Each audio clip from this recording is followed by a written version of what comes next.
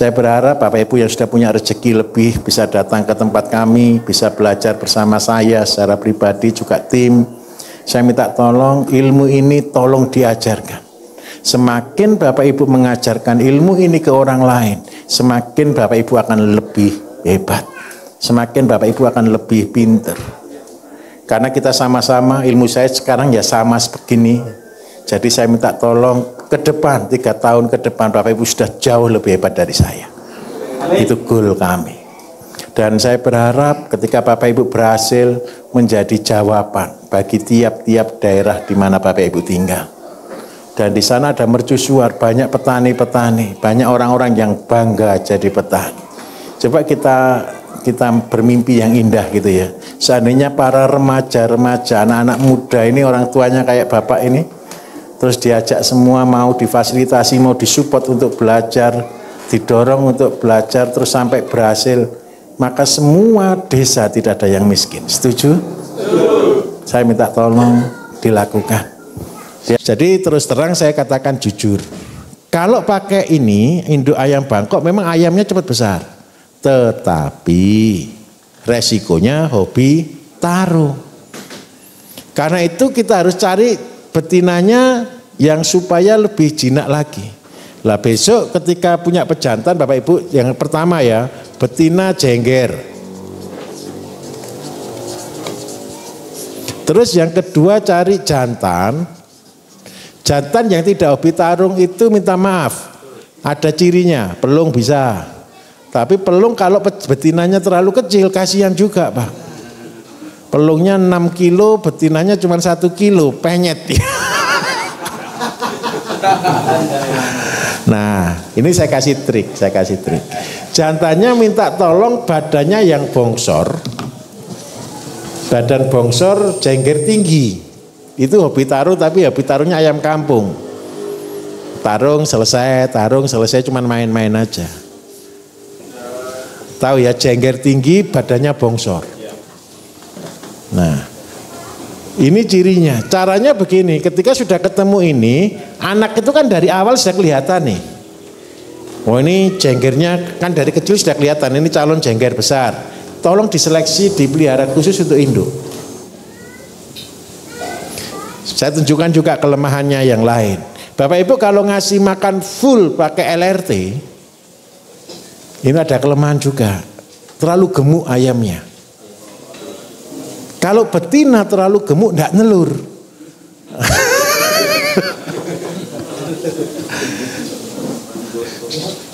Kan ada orang komplain di YouTube di mana. Kalau ayam dikasih makan itu nanti nyilet kan gitu kan. Itu berarti dia belum pernah buat. Tapi kalau ayam-ayam kita di sini terlalu over gemuknya. Jadi kalau Bapak Ibu pegang betina-betina yang dilepas itu semua di sininya itu sudah rata semuanya, bulat semuanya. Tahu ya ayam gemuk ya? Ayam gemuk itu megangnya dari dada Bapak Ibu. Kalau dadanya bulat rata itu gemuk, tapi kalau dadanya bentuk huruf V itu kurus. Nah, jeleknya kalau betina dilepas kayak gitu terus makan ad libitum, makan terus menerus. Jeleknya terlalu gemuk. Cara mensiasatinya gimana? Diperbanyak makan daunnya supaya dia singset lagi.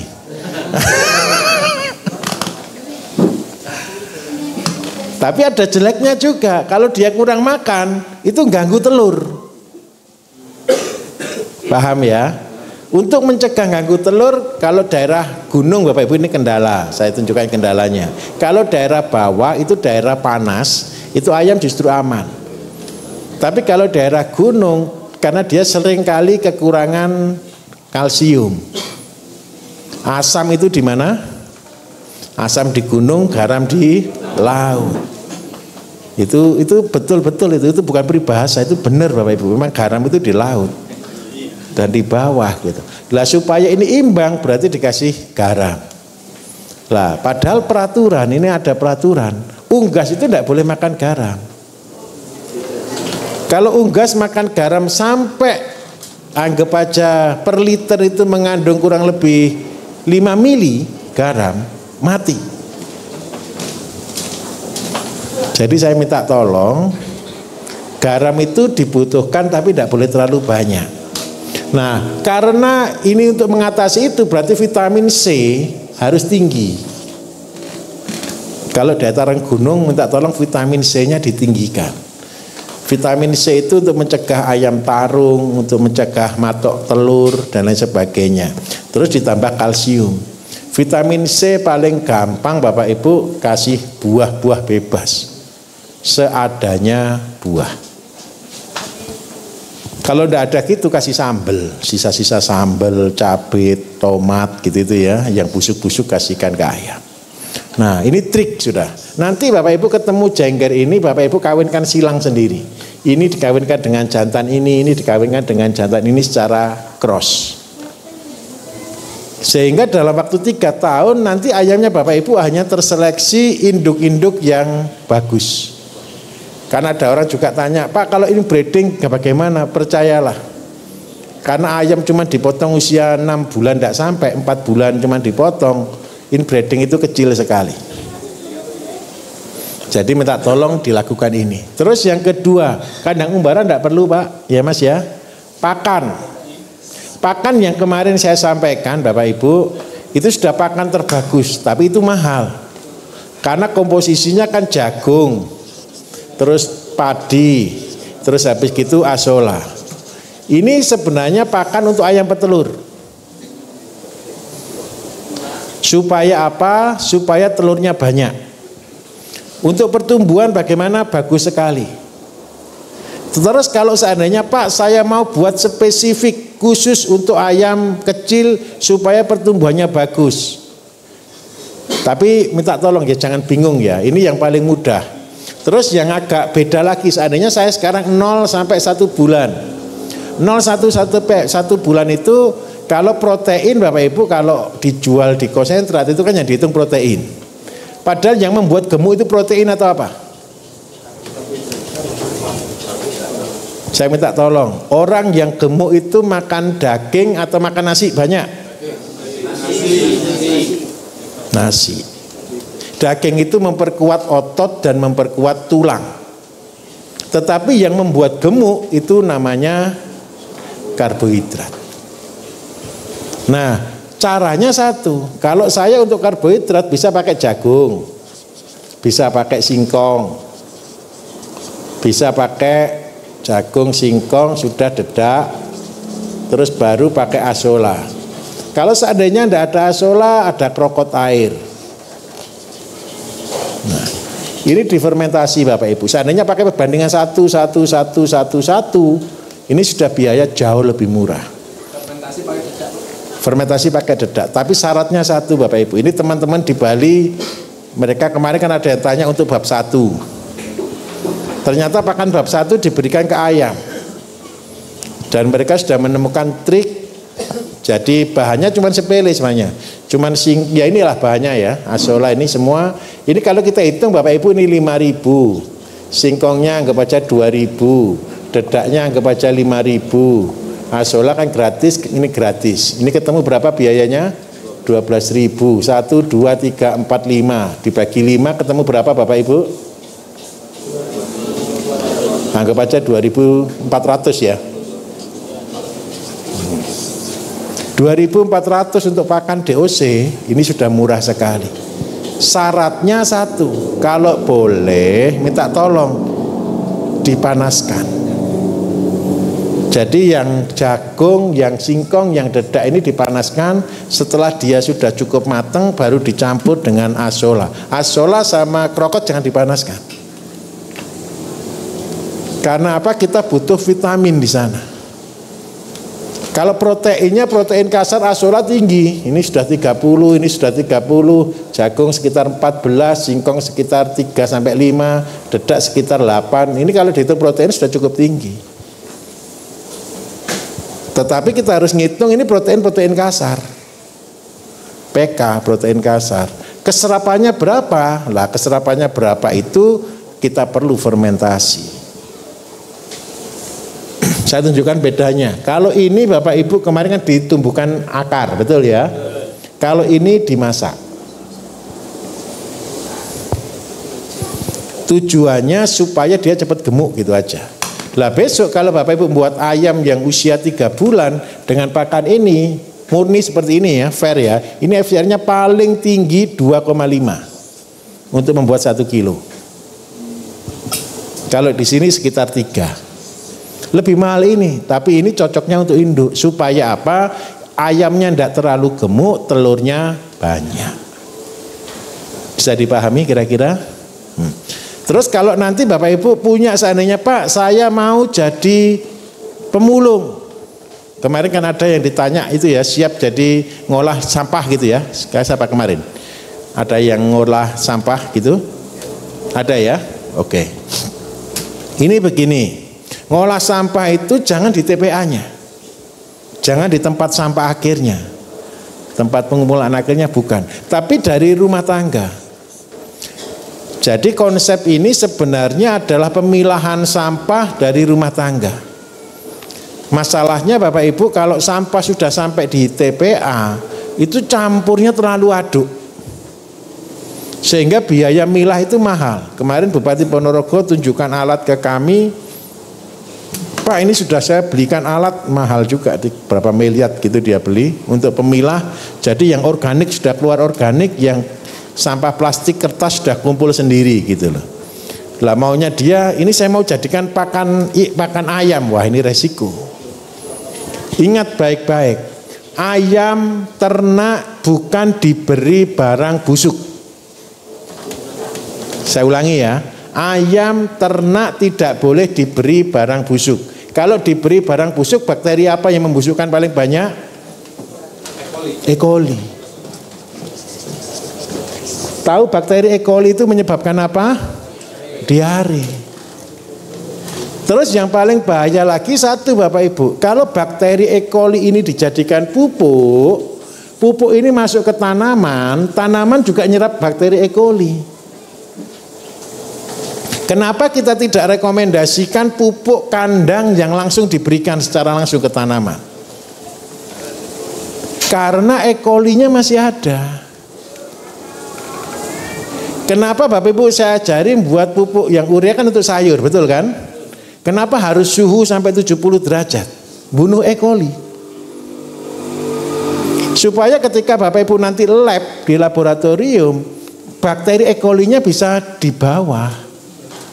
Tetapi total bakteri ini sulitnya Bapak Ibu, fair ya. Sulitnya kita membuat pupuk organik di Indonesia. Bakteri total harus 10 pangkat 5 minimal. 10 pangkat 5 itu berarti berapa? Anggap aja sekitar 1 juta ya berarti ya. Terus yang kedua, tapi bakterinya harus terkontrol. Bapak Ibu buat pupuk organik tapi bakterinya tidak sampai total segini, tidak bisa masuk. Nah, karena itu kita siasati. Bakteri terpilih yang kita besarkan, bakteri tidak terpilih yang harus kita bunuh. Masalahnya kotoran ayam itu isinya E. coli semua Bapak Ibu. Saya katakan fair, kotoran ayam itu paling banyak E. coli-nya di situ. Nah, tapi sebenarnya Bapak Ibu tidak perlu lah sampai ke level ini ya. Harusnya ini kan ini urusan saya. Enggak apa-apa saya kasih tahu kan gitu aja kan. Tapi jangan sampai mikir ke situ lah. Gini loh, di kendala Bapak Ibu, kendala begini loh. Gara-gara saya tahu cara gini, kenapa sih orang-orang setelah sarjana malah bingung kerja? Karena dia terlalu tahu semuanya. Setelah tahu semuanya malah bingung. Betul kan ya? Nah, karena itu kalau saya ngajar, Bapak Ibu lihat, pengajaran saya semua gampang atau sulit? Gampang. Karena saya pilih daging-dagingnya, durinya saya ambil. Duri-durinya ya kayak gini nih duri. Kalau Bapak Ibu sampai tahu gini akhirnya putus asa atau enggak kira-kira buat pupuk? Kok buat pupuk aja terlalu banyak aturan. Ini sudah saya simpen dulu, ini urusan saya. Karena itu saya buatkan SOP itu saya menghindari durinya. Supaya Bapak Ibu sudah tahu tujuannya, Bapak Ibu saya tahu. Petani tujuannya kan cuma berhasil. Mudah, murah. Kan ini yang kepengen. Tapi ini kan yang paling sulit. Lah saya sebagai, anggaplah sebagai formulator begitu, tugas saya kan bagaimana saya menyajikan satu menu yang Bapak Ibu makan tidak kena duri. Jadinya mudah. Betul kan? Terus yang kedua saya carikan bahan-bahan seluruhnya yang ada di Indonesia dan di tempatnya Bapak Ibu. Supaya murah. Kalau sudah mudah, murah, harapan saya cuma satu. Niat saya tidak bisa ngasih ke Bapak Ibu. Niat itu urusannya Bapak Ibu. Semangat itu urusannya Bapak Ibu. Supaya bisa berhasil. Ayo saya tanya fair. Mulai kemarin saya mengajar sampai hari ini ada tidak materi yang sulit bagi Bapak Ibu? Tidak ada. Karena saya tidak pernah ngasih rumus. Yang saya kasihkan semua itu adalah praktisnya. Harapan saya cuma satu, Bapak Ibu punya semangat mengerjakannya dan berhasil. Cuman itu saja. Kalau saya tunjukkan yang kesulitan-kesulitannya, pusing Bapak Ibu, percayalah. Tidak jalan. Jadi di Indonesia itu bukan kurang orang pinter, terlalu banyak orang pinter. Profesor kita di dunia pertanian itu ada 200-an lebih kok hari ini mungkin Bapak Ibu. Profesor kita di pertanian. Tapi minta maaf, ngatasi nanam jagung, ngatasi nanam padi aja tidak selesai kok. Karena apa? Karena dia terlalu banyak mengetahui. Jadi ini peribahasa, semakin orang pinter, semakin orang itu tambah bodoh. Kenapa bodoh? Karena dia malah bingung apa yang dikerjakan. Nah, karena itu, karena saya seorang praktisi, saya harus lompat. Saya dari pengetahuan, saya berubah ke praktisi. Di praktisi itu ternyata ilmu dibutuhkan. Tetapi kita harus menghilangkan semuanya. Ketika saya bertemu dengan dosen-dosen biasa, Bapak Ibu, minta maaf bukan merendahkan. Ketika saya ketemu dosen S1, S2, S3, ilmunya mereka itu ilmu pengetahuan. Paham ya? Ilmunya ilmu pengetahuan. Tetapi ketika saya ketemu dengan profesor yang sebenarnya, ngomong 5 menit dengan profesor itu sudah sama dengan 1 SKS. Benar Bapak Ibu, suatu hari ini saya minta maaf, saya tidak bisa bahasa Jerman. Saya tidak bisa bahasa Jerman. Bahasa Inggris juga setengah-setengah. Saya ketemu profesor dari Jerman. Dia memang undang saya spesial sekali jam 11 malam. Jam 11 malam gara-gara dia kepengen nunjukkan cara gitu. Dia kepengen, Pak saya kepengen bangun Asia. Dia planningnya bangun Asia. Akhirnya malam itu kita diskusi cuma 5 menit dia nunjukkan gambar dan cara. Tapi karena yang ngomong profesor saya langsung ngerti. Padahal siang harinya saya di kampus ini dengan dokter-dokternya itu diskusi setengah hari gak selesai. Tahu maksud saya? Nah, Bapak Ibu saya berusaha yang saya bagikan ke Bapak Ibu itu ilmu praktisnya sebagai praktisi. Jadi apakah di dalamnya tidak ada teori, isinya teori? Kalau Bapak Ibu lihat ya, pelihara ayam aja saya ngitung enggak semuanya? Itu. Ngawur atau sebenarnya pakai ilmu? Saya aja senang guyonnya ngawurisasi. Supaya orang itu kalau ngawur kan bahagia. Tapi saya kaget juga tadi Bapak cerita testimoni saya buat pupuk Pak ngawurisasi. Aduh. Saya minta kalau buat pupuk jangan ngawurisasi. Saya minta maaf Pak ya. Saya minta tolong kalau saya sudah keluarkan SOP, minta tolong jangan dilanggar. Karena buat SOP ini berdasarkan banyak argumen Bapak Ibu, banyak teori. Bahasa saya ngawurisasi itu menghibur diri Bapak Ibu. Ada yang ngawurisasi, ada yang pakai SOP. Kalau sudah pakai SOP tidak boleh ngawurisasi. Besok kalau Bapak sudah pinter, sudah ngeh, sudah tahu triknya, itu boleh nambahkan macam-macam dengan bahasa saya ngawurisasi. Tapi sebenarnya tidak ngawur juga, ada rambu-rambunya, ada peraturannya. Contoh ayam, ini wajib kasih liter. Liternya kan kotoran sapi, kotoran kambing, sama sekam. Perbandingan 1:1 seandainya. Kalau saya jelaskan ini secara detail Bapak Ibu, percayalah Bapak Ibu tidak suka. Tetapi saya kalau ngomong cuma sudah pakai kotoran sapi, pakai itu ngawur, sudah pakai itu aja kan gitu kan. Kalau ini tidak ada masalah. Seandainya rumusnya Pak ini saya ganti kotoran sapinya, saya perbanyak gini-gini, gimana setiap minggu saya tambah, boleh. Ini tidak apa-apa. Terus banyak orang komentar, sudah ada enggak yang sudah praktek pakai liter ini? Sudah ada. Bau atau tidak Pak? Tidak bau. Pertanyaannya kan satu, pelihara ayam harusnya bau atau tidak? Harusnya bau. Loh Pak, ini kotoran jatuh kena kotoran, kenapa kok justru tidak bau? Saya ulangi, kotoran ketemu kotoran, kenapa kok justru tidak bau?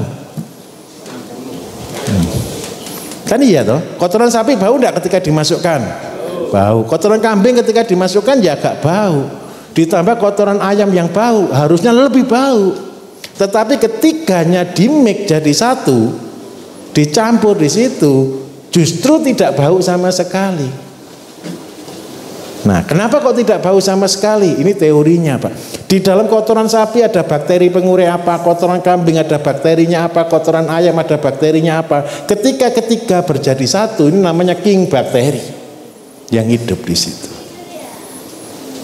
Tahu goalnya Bapak Ibu ketika sudah punya ini, Bapak Ibu nanti kan buat pupuk horti, Bapak Ibu kan buat pupuk sayur, tinggal nyampur kan sudah jadi. Tetap tetap beda begini. Kalau Bapak ini tanpa fermentasi jadinya kompos.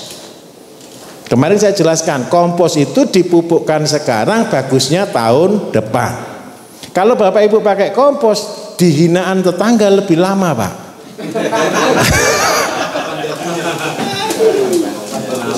Hinaannya begini, lihat toh organik itu kan tidak ada hasilnya kan.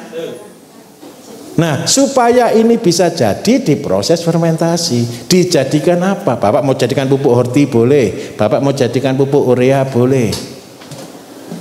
Nah, ketika sudah jadi pupuk horti, pupuk urea, dipupukkan sekarang 3 hari berubah. Orang baru tanya, loh kok bisa pupuk organik bisa cepat seperti itu, betul atau tidak?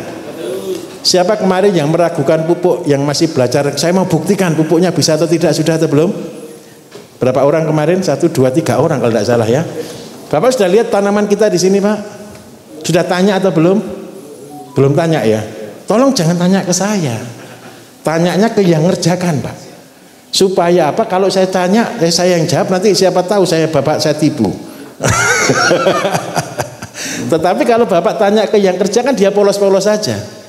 Nah, harapan saya cuma satu Bapak Ibu, jangan mengada-ada. Itu di sini. Karena harapan saya Bapak Ibu nanti juga jadi contoh yang sama.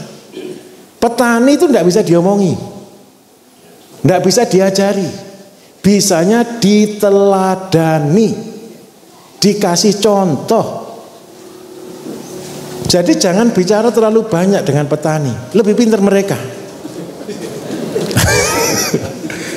Loh bener Bapak Ibu, saya ini loh di Facebook itu saya bacakan gara-gara kambing itu, saya ini peternak domba Pak, bagaimana domba 3 tahun jadi 300? Ya karena dia kan tidak tahu ngitungnya saja. Apakah saya harus bela karena saya juga peternak domba? Itu kan anak TK perang. Nah dengan petani juga sama, kita tidak usah jelaskan apalagi dengan teori bakteri dan sebagainya. Oh sudah tambah ngawur itu nanti bicaranya. Kasih contoh real, nyata gitu aja. Di sini semua kita pakai ilmu pelit Bapak Ibu. Tadi ada yang ngomong sedikit tentang bawang daun. Bawang daun itu adalah keajaiban dunia Bapak Ibu. Tahu bawang daun? Kalau pas mahal, kemarin ini pernah tembus sampai harga 15.000. Dua-dua ya, kita kemarin jual 15.000 Pak. Saya tunjukkan bawang daun itu kenapa bagi saya itu keajaiban. Beda dengan bawang merah dengan bawang putih. Bapak Ibu tanam hari ini 1, loncang. 2 bulan jadi 2. 4 bulan jadi berapa? 4. Seandainya 1 bawang daun ini harganya tidak mahal lah, 300 atau 500 rupiah kan 1 pohon itu. Nah itu kan sudah harga.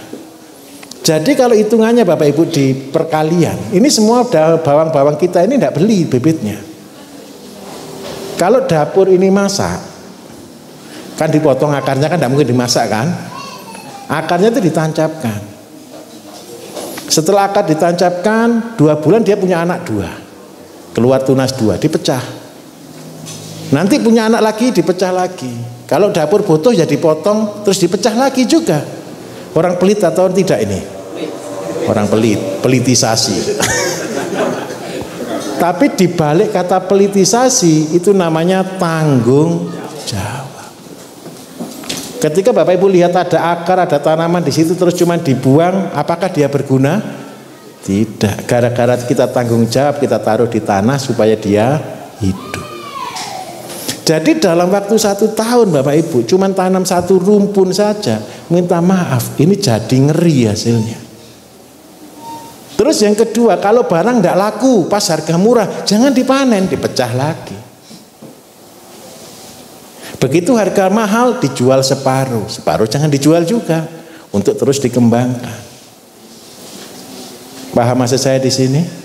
Seandainya punya 1 hektar isinya loncang semua, bawang daun semua, tidak usah harga sampai mahal, harga 10.000 saja Bapak Ibu, per meter persegi keluar 2 kilo sampai 3 kilo. 1 hektar kan sudah 30 ton. 30 ton dikalikan dengan harga 10.000 sudah 300 juta. Umurnya cuma berapa hari? 45 hari. Itulah sayur. Terus benihnya dari mana Pak? Yang besar kan dijual, yang kecil enteknya, tahu yang kecilnya ya, ditinggal ditanam lagi. Makanya kalau kita punya lahan pertanian dan kita mengerti trik-trik di dalamnya, ngeri Bapak Ibu. Paham maksud saya? Pak, ini kan dataran tinggi, kalau dataran rendah bagaimana? Ada, tahu enggak yang kucai? Tahu kucai enggak apa ya namanya ya? Kucai ya, yang kayak bawang juga kan? Sama dengan bawang ini. Cuman pasarnya memang agak sedikit. Tapi kalau itu dipromosikan terus-menerus, saya yakin itu juga jadi pasar yang besar. Nah, asalkan satu, ini semua bisa jadi Bapak Ibu kalau punya ayam. Ini semua bisa jadi kalau punya kambing. Kambing dan ayam itu investasi. Investasi itu apa sih Bapak Ibu? Kita naruh uang di situ, semakin lama semakin banyak. Investasi itu menabung. Orang menabung itu tambah banyak atau tambah habis? Harusnya tambah banyak. Tetapi kebanyakan orang menabung di ayam, biaya atau keuntungan? Biaya. Itu berarti salah tempat. Paham maksud saya?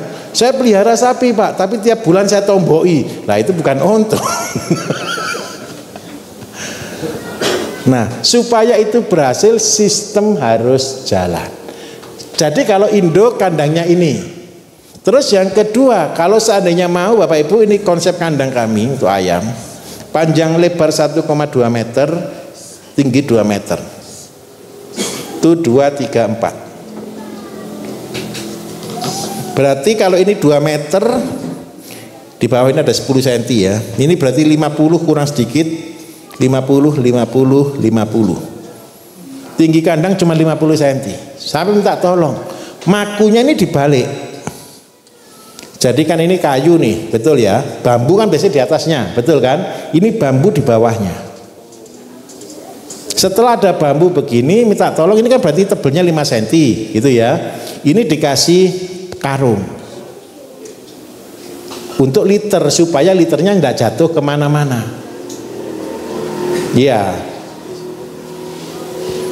Tujuannya ini. Lah liter ini perlu diganti enggak? Sejujurnya tidak perlu berganti. Asalkan yang pertama, benih tidak datangkan. Kalau Bapak Ibu beli DOC, resiko. Apa resikonya? Iya kalau induknya di sana bagus. Terus yang kedua, kalau DOC-nya dari tempat kita, induknya dari tempat kita, kandangnya di tempat kita, ini tanpa diganti sampai 1 tahun pun aman. Terus yang kedua, pakan tidak boleh mendatangkan dari toko pakan. Yang paling penting lagi, saya minta tolong, besok kalau ada teman ke situ, boleh lihat, tidak boleh megang.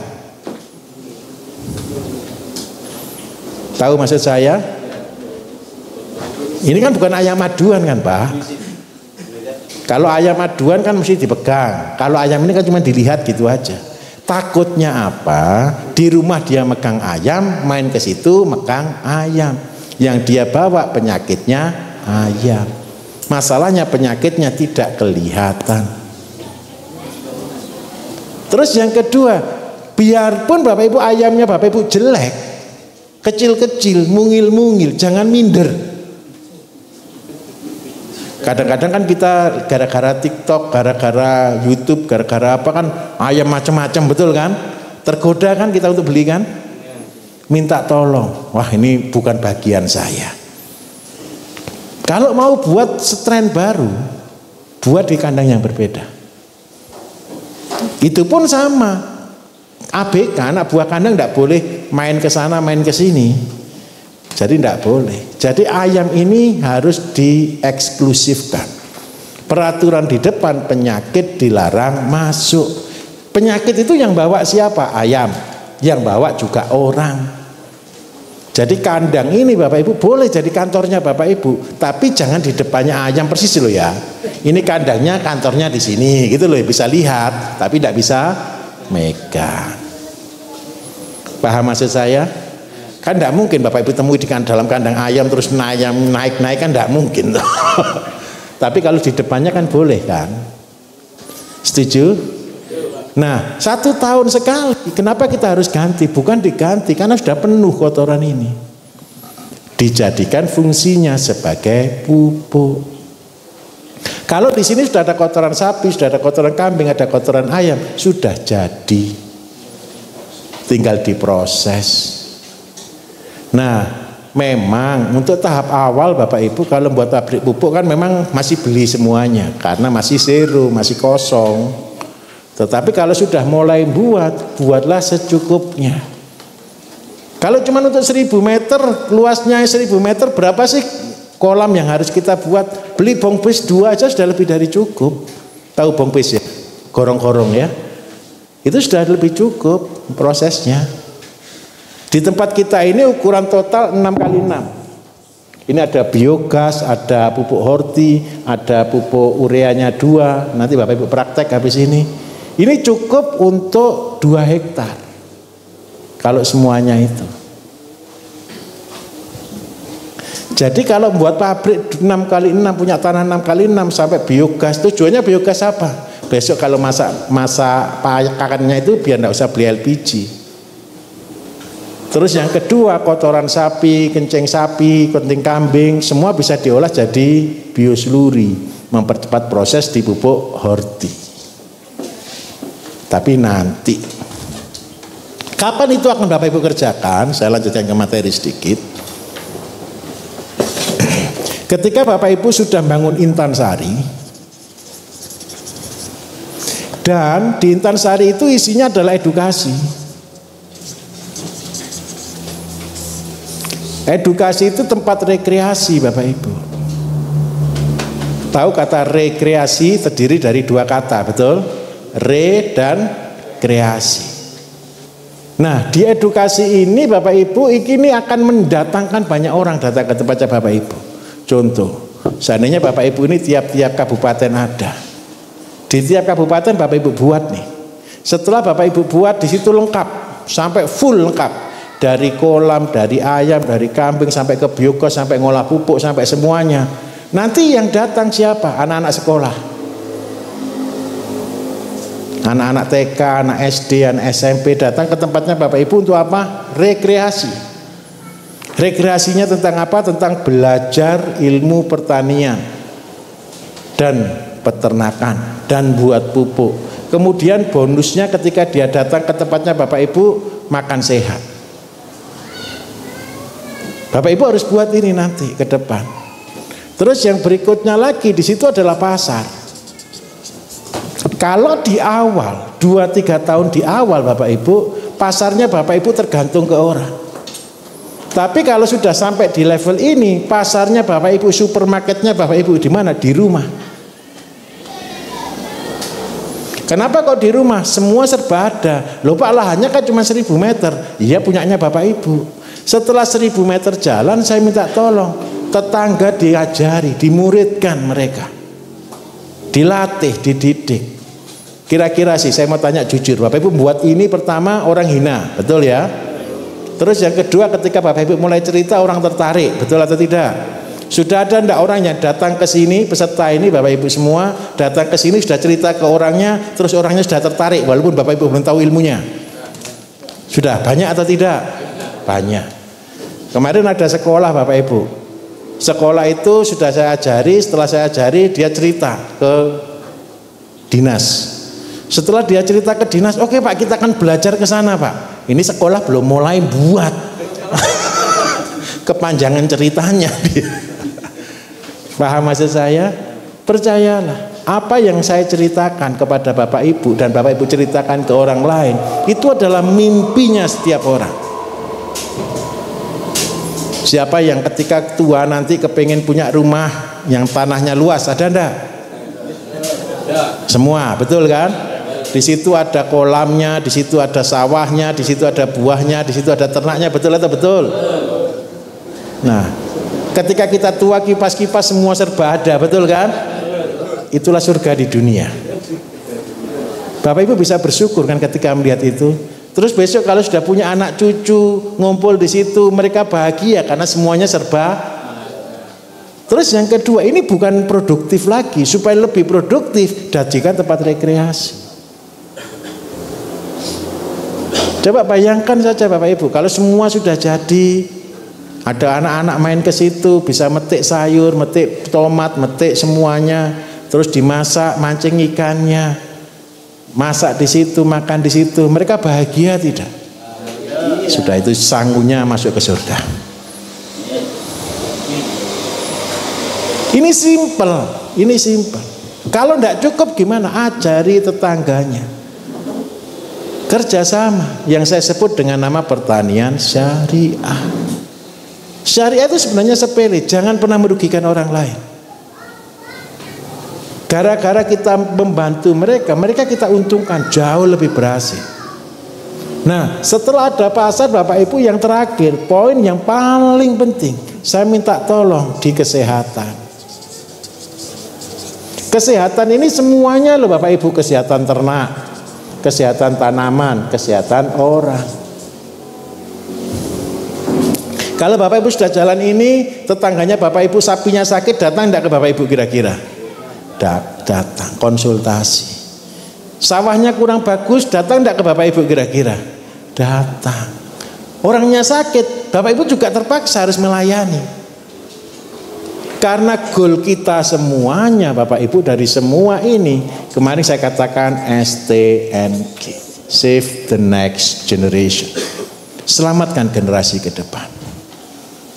Apa yang perlu kita selamatkan dari mereka? Minta maaf. Kemarin di awal saya singgung, hari ini saya singgung lebih dalam. Yang akan dihilangkan di dunia ini namanya Tuhan.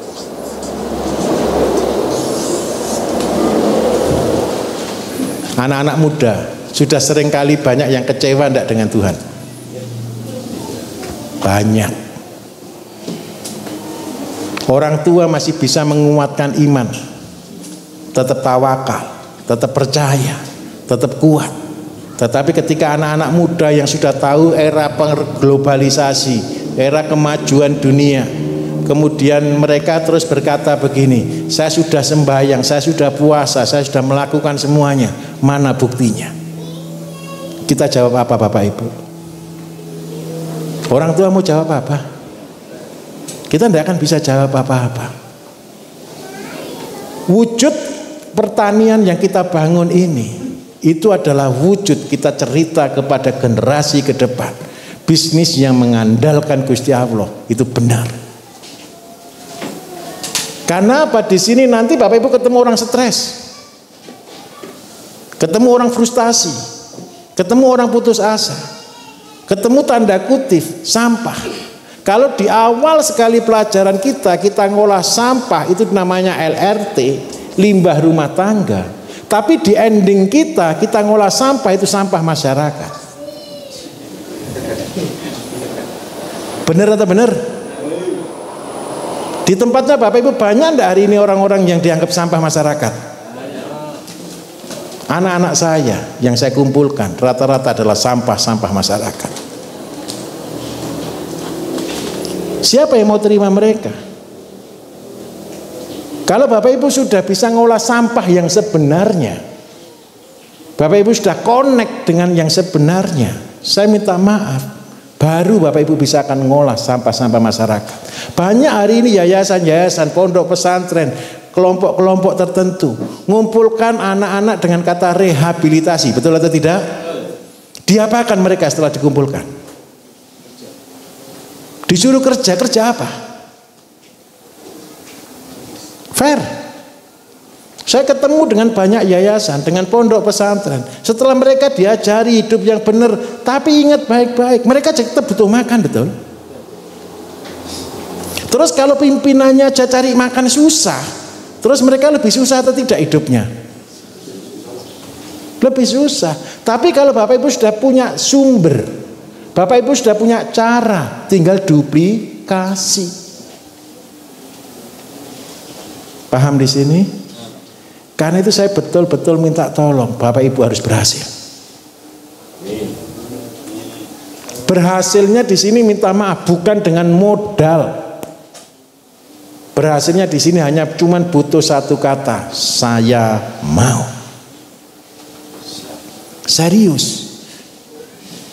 Kemarin saya singgung Bapak Ibu, kalau punya tanah cuma 1000 meter sehari diputeri 8 jam, percayalah jalan itu kayak sudah diaspal kok.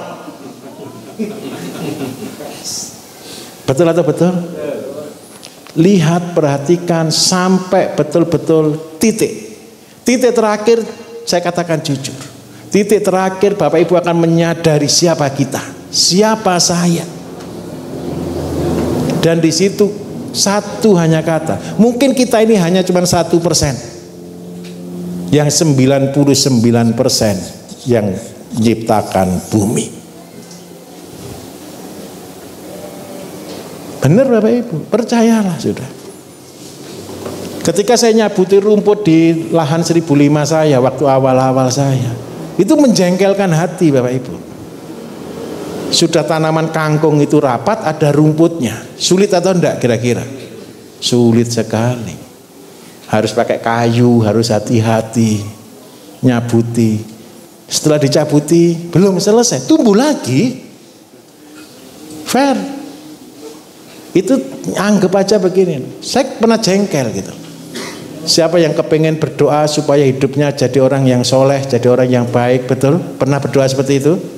Saya yakin semua kan? Percayalah ketika doanya begitu, yang datang itu masalah yang menguji kita supaya kita tahu siapa kita. Bapak Ibu ketemu jadi orang sabar, jadi orang baik ketika di pertanian ini. Tidak ada orang yang lihat. Cuman Bapak Ibu nanti ketawa sendiri di sana. Fair. Akhirnya Bapak Ibu bisa katakan, saya ternyata begini ya. Paling sepele ngecek ya Bapak Ibu, ini saya aja lah. Ayam kan sudah dikandangkan nanti, betul kan? Ketika Bapak Ibu buka ngasih makan atau bersihkan ngasih sesuatu minum di dalamnya, keluar enggak ayamnya? Keluar kan? Kalau sudah keluar dia bisa hidup enggak di luar? Enggak bisa kan? Harus dikembalikan masuk kan? Tapi ditangkapnya mau atau tidak dia? Itu kan sama dengan kita. Manusia ini disuruh ikut, ini loh di kurungan yang tempat, di kandang yang benar. Maunya kita keluar atau di dalam Bapak Ibu? Maunya berontak atau nurut Bapak Ibu? Padahal kalau di luar kira-kira ayam tadi mati atau tidak Bapak Ibu? Mati. Saya minta tolong, ayo kembalilah ke jalan yang benar. Nah, di sana kita teruji kesabaran kita. Di sana teruji iman kita. Apalagi kalau Bapak Ibu sudah punya ayam banyak, tahu-tahu minta maaf. Suatu hari ada satu, ini saya cerita buruk, saya harus cerita jujur. Suatu hari Bapak Ibu percayalah, setiap orang akan diguncangkan. Ini jangankan Bapak Ibu, saya sendiri ketika saya digoncangkan itu tidak kuat berdiri. Tahun 2010, bayangkan ya, ini Bapak Ibu saya ceritai kondisi saya. Saya baru beli rumah, Tahun 2010 saya baru bisa beli rumah. Itu pun KPR, pakai kredit. Rumah saya pertama. Setelah saya beli rumah, saya mulai ini buat kambing 1, 2, 3, jadi 300 yang pertama. Bukan yang di YouTube, yang pertama kali. Itu tanah saya nyewa, karena saya tidak punya tanah.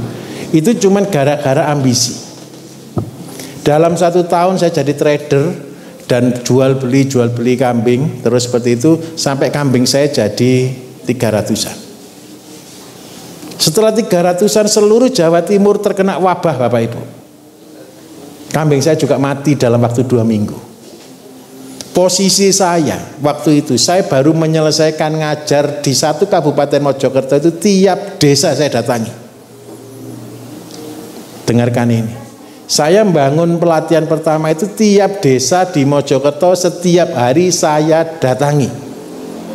Setiap desa. Berarti di Mojokerto itu ada 300-an desa. Berarti hampir 1 tahun full saya gunakan untuk ngajar mereka. Setelah saya ngajar mereka, kambing saya mati. Yang paling membuat saya berat tidak bisa berdiri, saya ini komplain ke Gusti Allah. Saya salah apa? Saya sudah ngajari orang. Visi yang saya terima itu saya yakini itu datangnya dari Dia, dari Gusti Allah sendiri. Untuk membangun pertanian Indonesia, saya mulai dari kota saya sendiri. Habis gitu kambing itu dalam 2 minggu mati semua. Peternak-peternak yang saya ajari juga mati semua Bapak Ibu. Aduh, namanya hujatan, dimarahi orang. Sakitnya minta ampun. Istri, orang tua, keluarga besar, waduh itu berat sekali. Terus habis itu berani enggak kira-kira saya harus masih melangkah untuk ngajari orang ternak kambing kira-kira kalau sudah mengalami begitu? SOP lengkap Bapak Ibu. Caranya sudah benar semua. Ada satu sih cara salahnya, itu cara sombong saya. Itu yang saya rubah. Waktu itu kambing saya kasih makan jerami Bapak Ibu. Full jerami. Saya anggap kayak sapi. Tapi ternyata mati. Sisa cuma 3 ekor. Di situ saya tidak bisa duduk dengan tenang. Setiap pagi, bukan pagi, tengah malam itu saya cuma turun dari tempat tidur ya cuma sujud. Saya cuma berdoa. Isinya cuma air mata, tidak bisa doa apa-apa lagi. Mau komplain ya Gusti Allah yang tidak bisa dijak ngomong. Betul atau tidak Bapak Ibu? Saya cuma bisa nangis. Mungkin 2 bulan saya itu. Istri saya itu kepahitan sekali dengan kata integrated farming. Kalau dengar kata integrated farming itu semua bisa melayang. Saya tunjukkan benar. Terus akhirnya satu gitu. Saya ini salah apa? Gitu. Itu komplain saya. Hingga suatu hari, ini beneran Bapak Ibu, di hati saya ada bisikan yang berkata begini. Waktu itu saya ngejar uang 12,5 miliar untuk membangun tempat pelatihan saya. Di hati saya tahu-tahu muncul bisikan gini. Kalau kamu hari ini punya uang 12,5 miliar, apakah visimu tercapai? Baru saya sadar. Saya bilang, tidak, belum tentu tercapai. Baru setelah itu saya berubah konsep. Mulai hari itu, saya tidak pernah berdoa minta rezeki. Kenapa? Sudah banyak-banyak nanti dibatui, mati. Betul ya? Mulai hari itu doa saya satu. Mulai hari ini, saya tidak minta lagi uang. Tapi yang saya minta cuma satu. Tolong pegang tangan saya kalau memang Gusti Allah mau pakai saya di jalan ini. Tolong pegang tangan saya supaya kalau kita jalan sama-sama. Di situ keajaiban terjadi. Mulai hari itu Bapak Ibu, saya katakan jujur ya, setiap tahun saya bisa beli rumah cash. 6 bulan sekali saya beli mobil baru. Jadi mobil saya kalau dihitung mulai dari tahun 2010 hingga saya beli mobil terakhir itu tahun 2020. Berarti 10 tahun kali 2, berarti mobil saya banyak sekali. Rumah saya setiap tahun saya beli 1 rumah. Mulai tahun 2010 sampai terakhir tahun 2020. Sampai hari ini masih ada, tetap tiap beli rumah tetap. Berubah atau tidak? Karena itu saya buat teori, jangan pernah kepingin jadi orang kaya. Kalau kita kaya terpaksa saja. Orang yang kepingin kaya saya jamin tidak akan pernah kaya. Tetapi orang yang melepaskan dia akan menerima. Bahagia kalau begitu. Intinya, lah sekarang kembali ke intinya. Semua saya mulai dari yang Bapak Ibu pelajari kemarin dan hari ini. Tidak ada yang saya sembunyikan. Kalau Bapak Ibu tanya langkah demi langkah, sebelum saya belum sudah jadi miliarder tapi belum betul-betul kaya ya. Bapak Ibu tanya ke Pak KB. Pak KB itu murid angkatan saya yang umum. Ketika tempat pelatihan kita masih baru satu tempat. Mulai dari awal. Pak KB inilah yang menempati bangunan pertama kali tempat pelatihan saya. Tempat pelatihan saya kenapa muncul 1005 Bapak Ibu, saya cerita jujur. Saya punya tanah di tengah kota. Luasnya cuma 1.300 sekian. 300 meter saya bangun gedung pertemuan dan gedung pelatihan 2 lantai. Yang belakangnya tinggal 1.000 meter. Dari 1.000 meter lah itu muncul 1.005. Kenapa kok muncul itu? Karena itu saya kerjakan sendiri dan menghasilkan 5 juta per bulan. Itu ceritanya konsep 1.005. Lokasinya itu di depannya kampus, tapi sekarang sudah full bangunan karena kita dulu mau jadikan tempat kampus. Yang tersisa tinggal kolam sama sayur. Itu dulu dari satu gang kecil gini Bapak Ibu, semua sekarang sudah dikuasai. Gara-gara apa? Gara-gara kita mau taat. Jadi saya minta tolong, besok seandainya imannya Bapak Ibu digoncang, saya pesan satu kata. Berdiri di tempat yang benar, sampai hati kita tulus. Terus yang kedua, mulai dari yang ada, biar tidak sakit hati. Paham maksud saya ya? Saya sudah ketemu banyak orang sukses, banyak orang miliarder, banyak orang kaya masuk ke dunia pertanian. Ketika saya jadi konsultan, selalu saya katakan mulai dari nol. Banyak orang yang tidak mau dengar, tidak apa-apa, hasilnya juga bangkrut terakhirnya. Tetapi siapa yang mau dengar, mereka yang justru berhasil. Jadi saya minta maaf buat Bapak Ibu, kalau sudah terpaksa ya Mas ya, lanjutkan. Kan sudah salah jalan, dirubah caranya, dilanjutkan. Yang belum mengerjakan mulai dari nol. Setuju kira-kira? Mudah atau susah? Mudah. Caranya gini lagi, saya tunjukkan jalan terbaik. Mimpinya Bapak Ibu tolong ditulis. Bapak Ibu harus punya gambaran yang jelas apa yang menjadi mimpinya Bapak Ibu ke depan. Setelah tertulis semuanya tolong dibakar, lupakan. Biarkan itu terekam di alam bawah sadar kita. Setelah itu jalani apa yang ada. Jangan jalan sambil ndangak, Bapak Ibu. Tahu ya maksud saya ya. Kalau lihat mimpi terus gini jalannya, kesandung-sandung kita jalan. Betul ya? Mimpinya ke sana, jalannya menunduk. Supaya kita tidak kesandung. Paham di sini? Saya terima kasih. Oke, jelas Mas pertanyaannya? Yang sebelah sini ada yang mau tanya lagi? Mari Mas.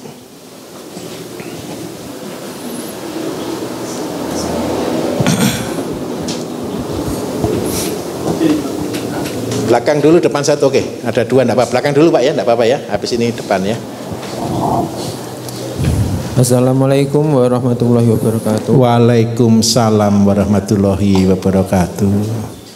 Yang mau saya tanyakan,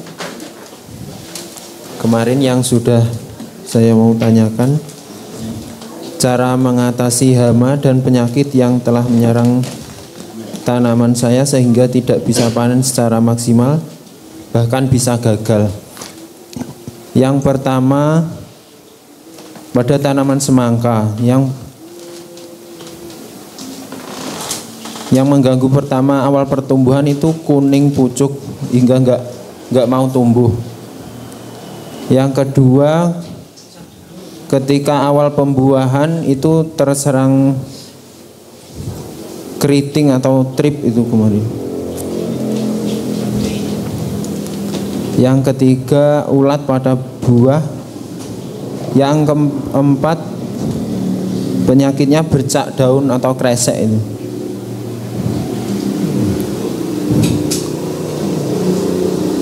Dan tanaman yang kedua, penyakit yang menyerang bawang merah saya itu, yang pertama itu layu fusarium,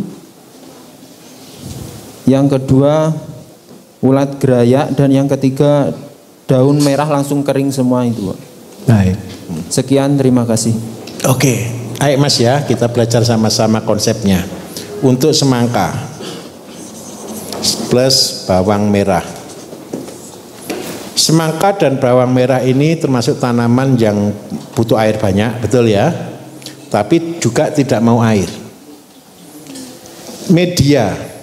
Kalau seandainya medianya di lahan, minta tolong berarti kasih abu. Abunya kalau boleh plus garam. Terus baru kompos ya. Nah, sudah. Terus yang ketiga, penyakitnya. Kalau saya bahas satu-satu, penyakit kresek, kira-kira penyebabnya apa? Jamur. Kalau jamur berarti obatnya apa? Fungisida. Kalau fungisida di tempat kita kemarin kita belajar apa? Lengkuas dan yang aslinya obat jamur yang lengkuas atau kunyit? Tahu lengkuas kenapa disebut obat jamur? Karena dia sifatnya membunuh jamur. Bapak Ibu pernah kena PKK, panu kadas kurap? PKK itu diolesi dengan lengkuas saja terkelupas. Terus yang kedua, setelah terkena lengkuas, luka atau tidak kira-kira daunnya? Luka, karena terbakar.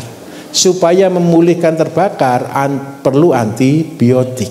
Antibiotik terbagus namanya kunyit. Jadi karena itu kenapa kita nyemprotnya itu fungisida itu adalah lengkuas dan kunyit, karena itu untuk mengatasi cendawan, jamur dan sebagainya. Jamur ini yang tadi kresek, terus yang di bawang itu kan juga ada fusarium. Nah, tapi kalau di awal masnya masih abu plus garam, insya Allah ini akan sangat membantu. Terus yang kedua, pertumbuhan awal daunnya kuning, berarti kurang apa? N. Terus yang kedua bisa juga karena terlalu asam tanahnya. Supaya asamnya cukup, berarti tambahkan di situ abu. Terus yang ketiga, kalau sudah kena trip, tahu trip? Trip itu keriting. Keriting itu bukan karena dia ke salon. Keriting itu karena pucuk daunnya dia dikenang kutu kebul atau trip, dia makan disedot airnya, maka daunnya kekurangan air jadinya keriting. Trip itu Bapak Ibu, ini sudah kemarin saya bahas, kemarin ada yang orang waktu saya Zoom di Banjarnegara ada orang tanya. Trip itu kendalanya kan satu, dia itu punya lapisan lilin di tubuhnya. Baik yang hitam atau yang putih, sehingga ketika disemprot itu lewat. Lah yang harus bisa menghancurkan lapisan lilin itu asam. Karena itu saya sarankan pakai sabun cuci piring. Karena seluruh sabun cuci piring itu asam. Yang kedua, kita butuh perekat. Perekat terbagus itu namanya gula. Kalau kita kasih gula dan asam nempel di situ, rasanya kan sudah jadi nano-nano. Betul kan? Yang datang apa kira-kira? Semut. Lah ketika ada semut, trip itu akan dimakan oleh semut. Jadi yang membunuh trip tadi obat kita atau semutnya? Semutnya. Pak, kadang-kadang semutnya kurang jumlahnya sehingga tripnya tidak habis-habis. Sudah ya, begitu ya. Supaya bisa meletuskan dia, supaya dia bisa membunuh, karena dia jaringannya jaringan lunak. Kasih ini agak susah Mas, agak mahal bahannya. Kasih getahnya pepaya. Tahu getahnya pepaya Bapak Ibu? Getahnya pepaya kalau kena daging apa yang terjadi? Lembek, betul ya? Kalau trip kena getahnya pepaya meletus dia, ulat meletus. Tapi itu membunuh dengan cara halus. Kalau seandainya Pak saya cari getahnya pepaya itu susah, ya terpaksa pakai daunnya pepaya. Cuman efeknya akan jauh lebih bagus getahnya pepaya dibanding dengan daunnya pepaya. Dosis 1 tangki kasih 50 sampai 100 gram daun pepaya. Cara buatnya, daun pepaya itu ditumbuk, diperes, dicelup air, diperes sampai betul-betul daunnya tinggal ampas, warnanya sudah bukan lagi hijau, tapi warnanya sudah berubah jadi putih karena ada seratnya, betul ya. Tapi warna airnya sudah jadi hijau. Jadi 100 gram untuk 1 tangki 15 liter. Tapi ada tapinya, kalau ini tidak perlu fermentasi. Seandainya Bapak Ibu sudah punya ZPT, ZPT kan 250 per 15 liter, betul kan? Lah kalau untuk nyemprot tinggal tambah 100 gram tadi, diaduk dulu jadi air, masukkan ke dalam tangki tadi. Kalau seandainya 1 hektar Pak butuh sekitar 12 atau 15 tangki, ya berarti 1,5 kilo. Kalau pakai getahnya saja, 1 ini ditambah dengan 1 sendok makan.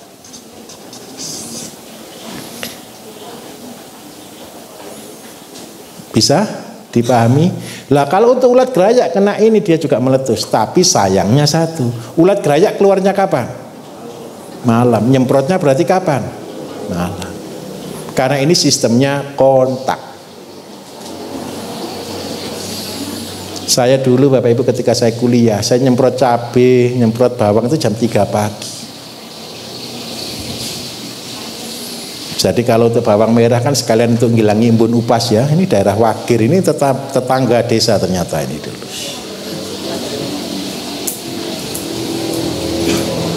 Jadi saya nyewa pertama itu di sana Pak.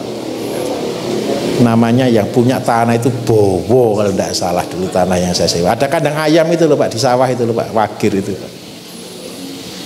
Itu sebelahnya itu yang saya sewa. Bisa dipahami Mas? Oke, mari ke depan mic-nya. Kurang berapa orang yang masih belum bertanya? Tolong angkat tangan.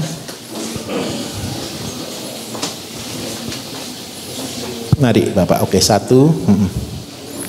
Assalamualaikum warahmatullahi wabarakatuh. Waalaikumsalam warahmatullahi wabarakatuh. Saya Ahmad Wahyudi dari Lampung, Pak Bayu. Baik Bapak. Saya datang ke sini tujuannya memang untuk belajar. Iya Pak. Saya belum mulai apa-apa di rumah. Tapi saya sudah punya 3 tong limbah rumah tangga. Baik. Dan sudah saya buat. Saya pengennya langsung mengerjakan yang 1.500 dari ayam, nanti ada kambing 1 dan boleh penghasilan harian. Betul. Itu yang akan saya langsung kerjakan insya Allah setelah pulang dari sini. Pertanyaan saya 1 Pak Bayu. Itu kan kemarin bahas nutrisi. Iya Pak. Yang baru itu. Jadi penggunaan nutrisi untuk ayam dan kambing ini saya belum jelas. Baik. Mohon dijelaskan itu. Terima kasih. Assalamualaikum warahmatullahi wabarakatuh. Waalaikumsalam.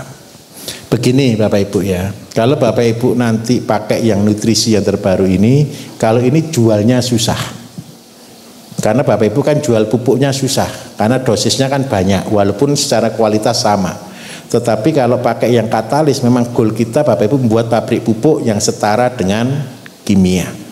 Tapi kalau nutrisi ini sebenarnya sebagai jawaban saja untuk daerah luar kota, luar pulau yang mengeluh gara-gara transportnya mahal. Nah itu saya pikirkan mulai dari Banyuwangi Pak, saya pikirkan itu Pak. Nah kemarin terus terang Bapak Ibu harus bersyukur ada 1 orang yang membuat itu akhirnya cepat keluar. Dari orang Palembang. Orangnya Pak saya tidak pulang dulu Pak, saya akan tunggu barangnya ada Pak. Terpaksa saya ambilkan gudang dari Wonogiri karena saya terus terang kemarin itu lupa saya taruh di mana barangnya.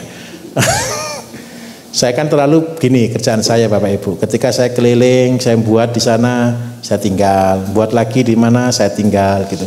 Kenapa waktunya 3 tahun bagi saya itu cepat? Karena saya selalu lupa tempatnya di mana.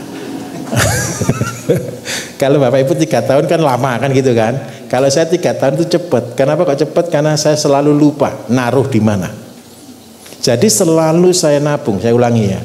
Saya selalu nabung dari apa-apa yang ada. Dari Pak untuk LRT-nya jangan putus asa, nabung. Siapa tahu Bapak minta maaf, pekerjaan aslinya apa Pak? Saya Akhirnya ketambah. Bertambah. Bertambah X di pasena. Terus kalau sekarang? Sekarang pulang ke kampung, tambah yang biasa jual. Ya mau tani. Mau tani memang. Memang Saya baru. tertarik dengan ayam dan kambing tadinya. Baik, oke. Pak, kalau punya tabungan tolong disimpan. Jangan digunakan. Hiduplah dari yang paling memprihatinkan. Dari gini Bapak Ibu, biasanya kalau sudah punya uang begitu, nanti oh ini dibuat bagus sekali, tolong jangan dulu. Kalau nanti buat sampai konsep 1005 jadi, sampai ke pertanian, sampai ke semuanya, jangan takut direndahkan orang. Ini prinsip saya Bapak Ibu. Ketika saya bangun tempat pelatihan, saya hanya bangun cuma selayaknya saja. Goal terakhir adalah satu, orang yang datang lihat bisa berkata, kalau cuma begini saja saya bisa. Paham maksud saya? Bapak nanti kan cerita ke orang, Pak saya 3 tahun lagi jadi miliarder loh ya, gitu loh Pak ya. Enggak apa-apa, cerita dulu, biar ada orang yang ngolok-ngolok kita. Itu anggap aja kita pelihara anjing herder taruh di belakang kita. Supaya terpaksa kita harus berlari. Kalau herdernya semakin banyak, larinya tambah kenceng Pak. Kalau herdernya jinak, bisa ditaklukkan, kita akan selalu, oh nanti saja. Tapi kalau herdernya banyak, terpaksa. Karena saya dulu herder saya banyak Pak. 1 kota Pak. Benar 1 kota, itu herder saya. Saya berapa kali saya diliput di Jawa Pos waktu itu. Nah, minta tolong. Jadi kalau Bapak sudah mulai itu, tapi minta tolong tadi, ayamnya tetap 10 plus 1 atau 10 plus 2 ya Pak ya. Jangan lebih dulu. Kambingnya 1 saja. Kalau perlu buat kambing kandang sendiri Pak. Kan sekarang sudah jadi pengangguran kan Pak ya. Oke, enggak apa-apa. Saya dulu semua Bapak Ibu, ini semua hasil karya saya. Ini tukang cuma 2 orang saja. Saya tungguin sendiri 3 bulan saya bangun ini. Karena saya dulu juga tukang las. Ini banyak orang yang bingung gitu. Kenapa kok begini? Karena cari murah. Iritisasi. Nggak dicor Pak, langsung bondek. Jeleknya mentul-mentul. Karena besinya saya pesan besi bagus, anak-anak ngirim jelek gitu loh. Akhirnya terlalu rame. Jadi buat gini murah Pak, ini semua enggak, cuma habis 700 juta kok untuk bangunan semuanya, sampai kolam renang sampai semuanya. Kalau ini saya borongkan dengan real kira-kira cukup enggak 1 M? Enggak cukup. Enggak cukup, apalagi rangka baja. Nah saya lanjutkan Pak. Jadi mulai dari yang kecil supaya orang datang, orang lihat langsung berkata saya bisa. Tetapi nanti berlomba. Kayak tempat pelatihan ini sederhana Bapak Ibu, tapi ayo berlomba. 3 tahun ke depan dari tempat ini bisa enggak ini jadi tempat yang betul-betul miliarder. Jadi tempat pelatihan yang saya bangun biasanya usianya cuma 3 tahun. Setelah 3 tahun pasti saya tinggal. Saya sudah tidak ke situ lagi. Kenapa kok tidak ke situ lagi? Saya tidak akan buka lagi tempat itu menjadi tempat pelatihan. Karena sudah terlalu besar.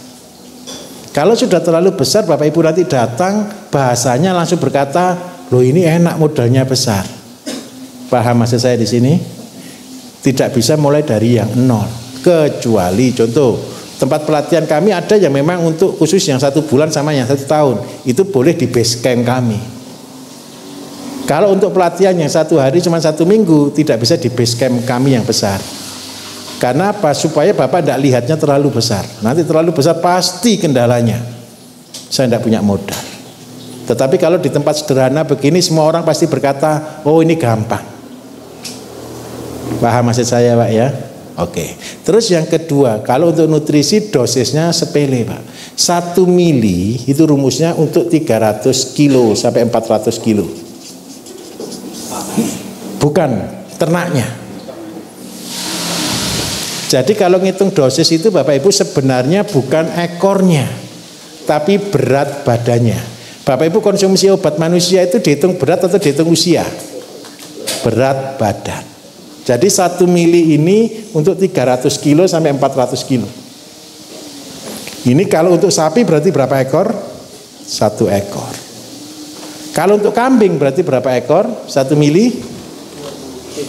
Kalau kambingnya beratnya itu 30 berarti butuh 10. Kalau kambingnya itu masih 20 berarti 10 sampai 20 kilo berarti bisa 20 ekor. Terus kalau ayam beratnya berapa? 1 ekor rata-rata? Anggaplah 1 kilo gitu kan ya. Berarti kalau 300 kilo berarti berapa ayam? 300. Nah sekarang pertanyaannya dibalik. Pak, 1 mili kan berarti itu 300 ekor ayam. Ayam saya cuman 10. Sekarang ini agak berhitung sedikit, enggak apa-apa kan mau pulang kan, biar agak pusing sedikit gitu ya. 1 mili itu sama dengan 20 tetes. Bapak beli obat tetes mata itu loh Pak, yang botolnya itu Pak ya. 1 mili itu sama dengan 20 tetes. Berarti kalau kita minum 1 mili untuk 300, berarti 1 tetes untuk ayam berapa?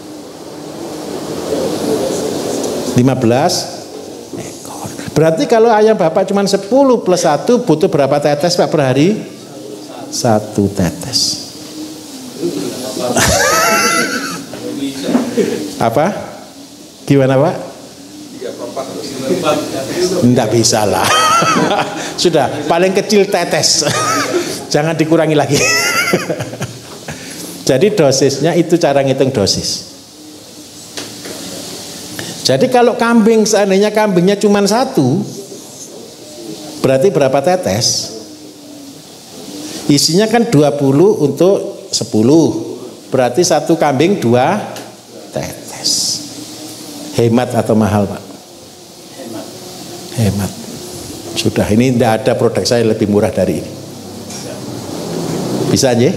Nanti tolong Bapak buat testimoni, Bapak buktikan. Yang pertama, kotoran kambing keluar dari kambingnya setelah diminumi ini 3 hari 4 hari, Bapak pegang kotorannya terus dipegang-pegang, dicium baunya Pak. Bau tanah. Yang kedua, kencingnya tidak bau pesing. Kotoran ayam jangan yang sudah lama Pak. Kotoran ayam yang baru langsung dipegang, langsung dicium baunya Pak. Tidak bau kotoran, bau tanah. Sebenarnya ini juga untuk tambak. Bapak kan bekas tambak udang.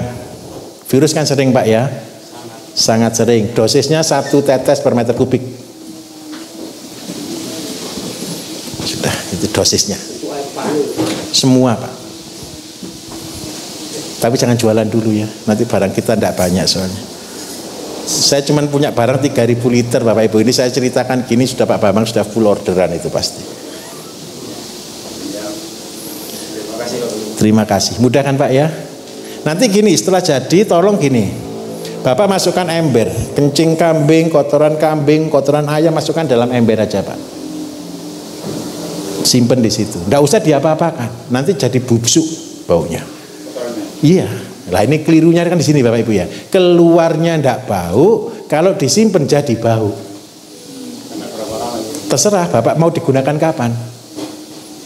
Kan Bapak kan ndak mungkin kotoran kambing keluar langsung dipakai sekarang kan ndak mungkin. Bapak simpan saja sama kencingnya. Nanti aplikasinya 1:10.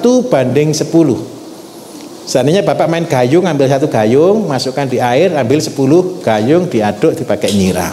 Begitu aja. Jadi ini Bapak Ibu, harganya kan 1 mili ini 300 rupiah. Kalau 1 mili 10 ayam cuma 1 tetes, berarti harganya berapa? 30 rupiah. Sudah lebih murah dari itu tidak ada. Oke Pak J. Saya berharap satu ini saya luncurkan, Bapak Ibu nanti mudah membuat pupuk, dan saya minta tolong kayak jadi berkah di mana-mana. Mari Bapak di belakang, oke. Ini angkatan-angkatan yang lain pada ngiri nanti ini Pak.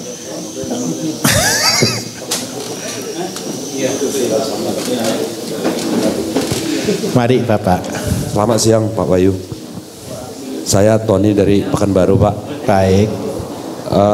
Saya ada kemarin itu ada ngikuti medsosnya Pak Bayu Pak. Saya buat solid itu di dalam bak, saya ikuti semuanya. Betul. Cuman ada yang saya tambahi Pak, ukurannya itu saya buat 1 meter, panjangnya itu 1 meter 80. Baik.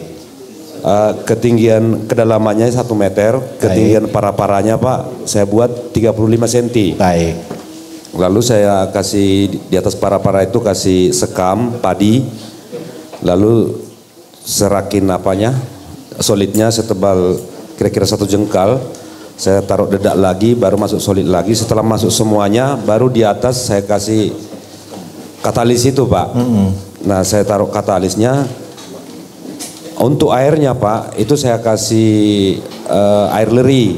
Baik. 35 liter, 30 liter apa 35, 1 jerigen itulah Pak. Iya. Lalu saya tambah Pak dengan air kelapa 30 liter juga. Iya. Jadi saya perhatikan Pak, ini kan kata Pak Bayu di situ kan 1 minggu dibiarin, ditutup seadanya. Itu saya tutup pakai seng Pak, seng 1 lembar yang habis sudah sengnya Pak. Sengnya udah habis Pak.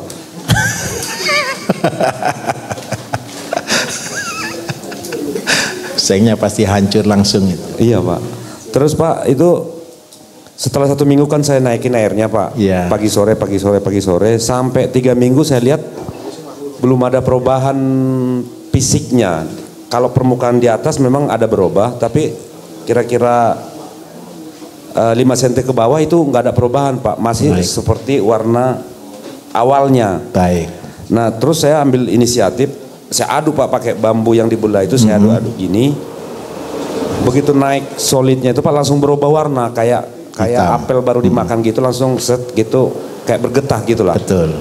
Nah tapi makin kesininya udah 4 bulan itu Pak, tetap juga seperti itu Pak. Yang mau saya tanyakan itu Pak, apakah seperti itu sebenarnya atau ada perlakuan yang salah atau bagaimana? Kalaupun ada yang salah Pak, gimana jalan keluarnya? Terus ini media ini ini apakah udah sia-sia atau masih bisa saya betulin lagi gitu loh Pak. Makasih Pak. Baik.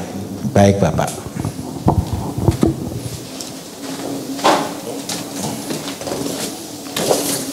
Ayo minta tolong ya nanti buatnya sesuai SOP.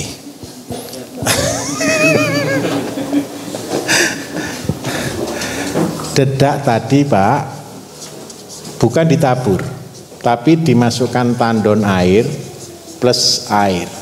Ini dedaknya dimasukkan di sini. Terus yang kedua, tutupnya tolong besok jangan pakai seng lagi, tapi ini kolam tutup pakai plastik yang airnya supaya bisa jatuh ke bawah. Air ini sangat keras Bapak Ibu. Masukkan besi di situ 1 minggu tidak berbentuk besi kok. Habis. Seng ini 1 minggu di atas langsung lubang itu semuanya sudah. Langsung keropos, dipegang langsung pure. Terus yang berikutnya lagi saya minta tolong Pak. Setelah 14 hari, prosesnya kan cuma 14 hari toh Pak. Panen sudah. Bapak kan bingungnya kok tidak berubah bentuk jadi apa gitu. Tidak berubah bentuk Pak. Bapak panen, nanti masukkan karung kan. Tapi minta tolong karena air kan tetap keluar ini nanti. Alasnya Bapak alasi supaya airnya bisa ditampung lagi. Kan basah ini kondisinya. Betul kan? Bapak masukkan di sini, biarkan selama maksimal 14 hari. Ini nanti akan berubah sudah jadi full hitam seperti kompos biasa. Karena apa? Karena dia kena udara. Bapak ambil taruh di atas kan langsung berubah jadi hitam kan Pak? Ya sudah, Bapak masukkan karung langsung jadi hitam.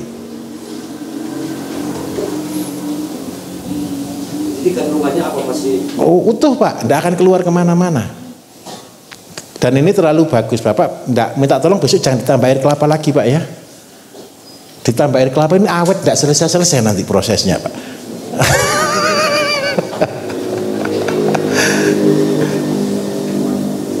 Nah nanti untuk mecahnya ini masukkan dalam karung, minta tolong ditumpuk gitu aja Pak. Sudah, Bapak langsung gunakan sudah ke lahan. Dosisnya 1 pohon 1 kilo, airnya 1 pohon 100 mili. Cairannya itu 100 mili tinggal campur air 1 liter atau 2 liter dicampurkan di keliling gitu aja. Lah besok kalau sudah punya sendiri pabrik pupuknya, terserah mau dikasih berapa. Lah ini Pak Bu, pupuk sawit ini untuk menjaga pohon itu jadi natural, normal. Belum istimewa, belum, cuman sewajarnya sawit. Lah setelah ini bagus, nomor 1 pakai pembenah tanah, yang kedua pakai ZPT. ZPT ini kalau dia sudah berbuah berarti ZPT buah. ZPT buah ini tujuannya untuk merangsang pembuahan dan membuat buah itu besar. Syukur-syukur ditambah dengan nutrisi. Nutrisi itu berasal dari asam amino. Asam amino paling banyak berasal dari usus, rumen, jeroan ikan, kotoran walet yang berasal dari binatang. Darah itu jadi nutrisi. Kemarin habis korban, ada rumen, ada darah, jadikan nutrisi. Nutrisi ini fungsinya untuk apa? Memperbesar buah. Kalau cuma pakai cara ini buahnya standar antara 10 hingga 20 kilo. Kalau sudah main ini lengkap, ini di atas 30 kilo. Itu bedanya di situ. Kalau saya secara pribadi sebenarnya berat 15 kilo saja, petani sudah bahagia kok sebenarnya. Asalkan tiap bulan. Ini kan sudah hampir 2 ton. Kalau ini sudah di atas 3 ton. Besok kalau Bapak mau pakai nutrisi tadi, syaratnya 1 Pak, pelihara sapi. 1 hektar 1 sapi. Bonusnya sawitnya bagus, dikasih bonus anak sapi. Kalau saran saya pelihara sapi betina supaya tiap tahun beranak. Jadi tiap tahun sapinya beranak, sapi Bali gitu Pak ya, yang betina Pak ya. Sapinya beranak, tiap tahun nambah lahan supaya anaknya sapi pindah-pindah terus ini bertambah gitu. Bisa dipahami Pak? Mudah atau susah? Kalau buat solid, goal utamanya Bapak Ibu jual solid, jual pupuknya. Kalau sudah pinter betul Pak buat ini Pak, percayalah, tidak sampai 3 tahun itu bisa bangun pabrik PKS Pak. Amin. Amin. Itu serius Pak, karena ini kan ngeri nih. Ada yang lagi Pak bertanya, jam berapa sekarang? 11:52. Oke, ada satu lagi dulu atau kita break dulu ke Bapak dulu, boleh? Mari. Ini angkatan ke-9 tamu ini. Mari Pak, mic-nya ada Pak, mic-nya? Iya, saya angkatan ke-9, ini menyelundup di angkatan sekarang. Terima kasih Pak Bayu. Ada 2 pertanyaan. Yang pertama, dari materi yang saya terima di angkatan 9 bahwa Bapak menyebutkan setiap pupuk itu dibutuhkan sesuai dengan fungsi tanamannya. Betul. Maka pertanyaan saya adalah, karena saya petani serai ya Pak. Iya. Apakah ada formula pembuatan pupuk organik yang bisa meningkatkan rendemen? Baik. Kemudian kualitas minyak Pak. Itu pertanyaan yang pertama. Pertanyaan yang kedua berkaitan dengan ini, saya baru mau belajar dan mau coba melaksanakan. Apakah sementara untuk pembuatan bak ini bisa diganti hanya menggunakan terpal? Memungkinkan atau tidak? Baik. Itu saja Pak. Baik, terima kasih Pak Bayu. Terima kasih. Kalau untuk baknya Pak, saya minta tolong boleh pakai terpal tapi terpal yang bagus Pak ya, biar tidak bocor. Soalnya kalau terpalnya tidak bagus sayang Pak.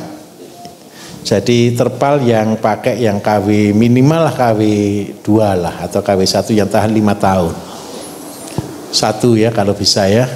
Terus yang kedua, kalau untuk serai yang Bapak butuhkan kan berarti minyaknya.